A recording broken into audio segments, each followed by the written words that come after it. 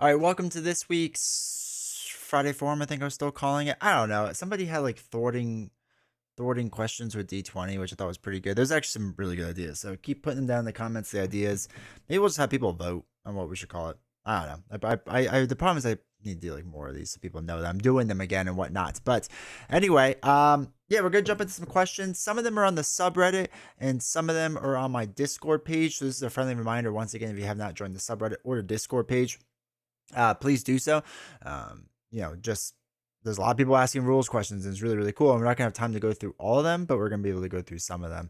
But it's been a really cool experience. It's been really, really fun. So anyway, let's jump into the questions. And if you have not yet, hit the like button, subscribe, turn on notifications, all that stuff, so you know when new videos go live and the live streams. You make sure to do that. And join over on twitch.tv/D20 Woodworking, because we're about to hit 1,000 followers, which is really cool. Nothing big happens, but it's cool to hit 1K, right? So anyway, let's go check out some questions. Okay, side note, Reddit changed its layout and I hate it. I hate it with a burning passion.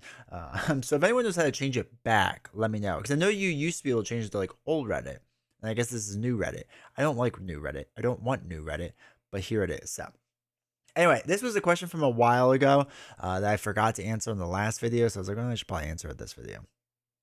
So an only basic hero, this person writes, what do you think a hero that is restricted to playing only basic cards would look like? What hero in Marvel Comics would be the most void of emotion or in tune to the power of the universe to realistically get a deck building restriction of only basic cards? Now, they talk about this with the whole part of the game as aspects and all that fun stuff.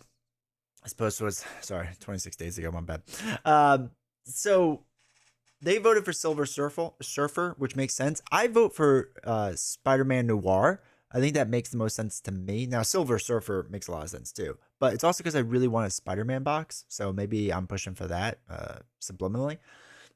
But that'd be my vote. I like the idea of a basic hero. I don't know what they would do to make it super unique or like beneficial. I mean, basic cards are very strong, and you could play any hero now in basic. Like it doesn't have to be, it doesn't have to be anything else. You could just do that nowadays. So I don't know what they would do to like make it like truly special, like because it feels like more of a restriction than anything. So you have to say like something about like basic cards costing one less or something. I don't know what it would be, but it's a fun idea to think about. So let me know down below what you think about a basic only hero, who that would look like. All right, rules question: the Apocalypse solution. Now I'll be honest, I've only played Apocalypse a handful of times, so I'm a little newer on this, but I think I know the general rules.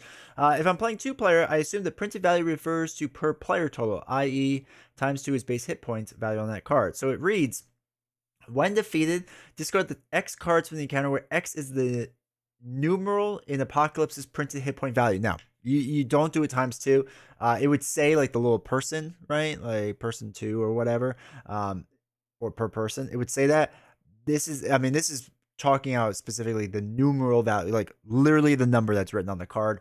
That's all you would have to get rid of. You wouldn't double it, triple it, or quadruple it. All right, so now the next one, they had a couple of Ultron questions. I had to pull up the Ultron tab to make sure I got this right.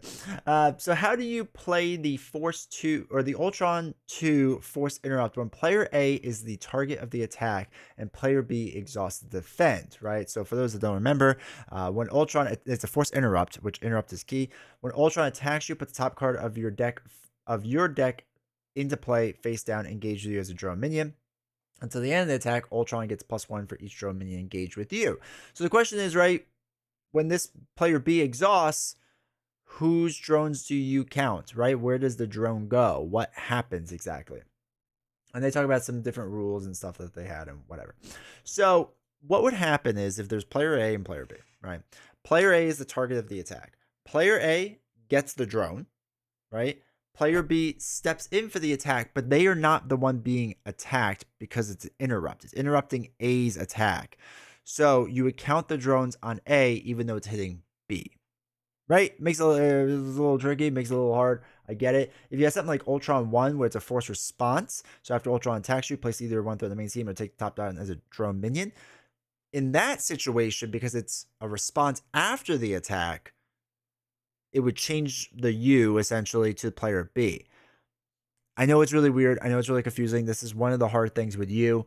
It is very complicated, but generally speaking, force interrupt would go to the original person, force response would go to the other person, if that makes sense. So they asked, are the next evolution scenarios easy or is Cable massively OP? I played through all scenarios, expert standload using only cards in the core set and the NXE box, and I managed to beat all the villains in my first attempt, especially noteworthy because the aspect basic cards in the expansion are on the weaker side, in my opinion. Morlock Siege doesn't have much health, and once you get the Morlocks, they become 2 free blocks. I played on the run 3 times to figure out different Marauders. The hardest one seems to be Harpoon. I kind of agree with that too. But the scenario felt very manageable, especially with the protection side scheme. Juggernaut gets completely destroyed by a Voltron. Hope spamming Get Ready. Yep. Mr. Sinner was the hardest of the bunch since mine started with the Overkill attachment. Still not that difficult because 5 attack Hope plus Telekinetic Blast equals dead. I come very close to losing the strike because I didn't quite know how he first worked. I played him a couple more times to get a better feel for it, and it went much easier once playing around. And the time play with that heroes want to know what people think. So, yes. I wouldn't say Cable is massively OP. I would say Cable is good and strong. He's a very strong hero. Next evolution, as I've played it more and more, has become an easier and easier and easier box to the point that it's not a ton of fun to play for me anymore. It's not bad, right? I don't want people to be like, oh, it's a bad box. I don't think it's bad. I think it's just very easy. I think it should have been the first box of the X-Men cycle. Mutant Genesis, right? The first X-Men box was very basic, but still had some challenge to it. And I feel like Next Evolution didn't really have that challenge, like especially once you figure out the hook. And having Hope just makes it way too strong. And I know people will say mod out Hope, even though you're not technically allowed to, but people will make that argument. And I guess you could, right? But this, whatever. It's just, to me, it's a very, very easy situation, or very, very easy scenario in general. Expert, I think, is better, right? But Expert on here is still easier than most other experts, but it's harder than most other standards, if that makes sense. Question on preventing damage when a hero attacks against retaliate. May I use shield block when Captain America's attacked when is attacking to not take retaliate 1 from the villain? Yeah. All right, so shield block, because I had to look it up. I couldn't remember if it says attacking or damage. So when you would take any amount of damage, exhaust Captain America's shield, prevent all that damage. Yeah, you could do that. That's a thing you could do. I wouldn't do it, but you could do it for sure. Like, I guess if you're on like your last life, then yeah, it's definitely an option. All right, so this was actually a question I asked because I wanted to get an official ruling on it. This is in the D20 Discord, so like I said, if you're not a part of it, there's a lot of stuff going on here, and you can get your questions answered very quickly. So make sure to check it out.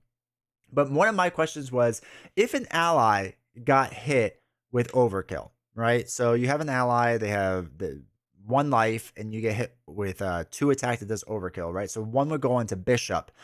Would Bishop be able to do this response? After Bishop takes any amount of damage from an attack, discard an equal number of cards to the top of your deck, add each resource card discarded this way, right?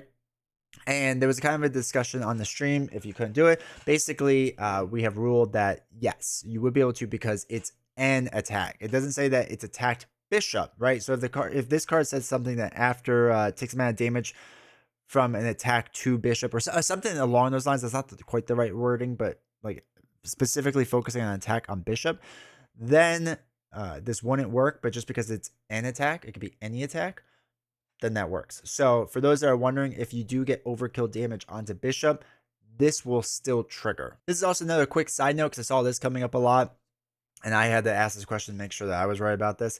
So Gene Pool is one of the new cards, right? It's a permanent setup card.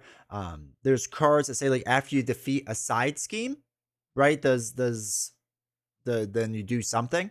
And after you remove the last threat from Gene Pool, do you defeat it, right? Would you actually be defeating it? No, you would not, because Gene Pool can never leave play because it's a permanent card.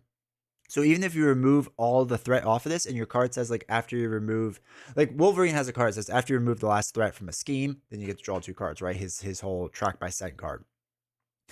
If you had a card that said after you defeat a side scheme, do XYZ thing. If you remove the last threat for Gene Pool, you didn't defeat the side scheme, you just removed the last threat from it. So hopefully, you kind of remember that. This person asks, when tracking prey is revealed and your alter ego does an you're an alter ego, does an acceleration token go on the side scheme itself? So this is Miles Morales' nemesis, tracking prey. When revealed, if you are an alter ego, place one acceleration token here. So yes, the token itself would go onto this card, so it would go up by 2, which is kind of rough.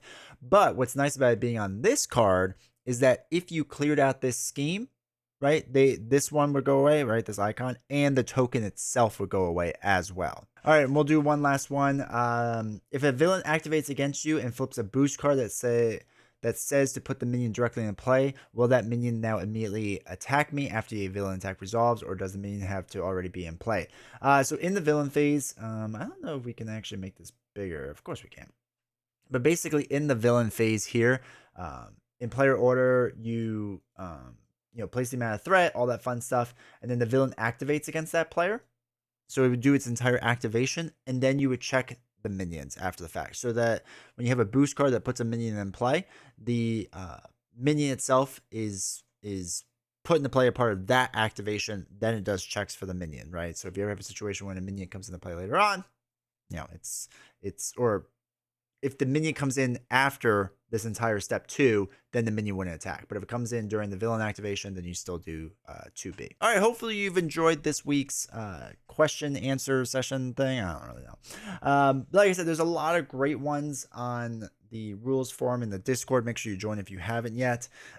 I only went over a small amount of them. There's a lot of them that go up there, because they get pretty in depth. Some of them we really get into the weeds with a lot of this stuff. So if you really like discussing rules stuff and getting your answers solved pretty quickly, make sure to join the Discord. So anyway, appreciate you all being here. Thank you all for the support, and I will see you all next time.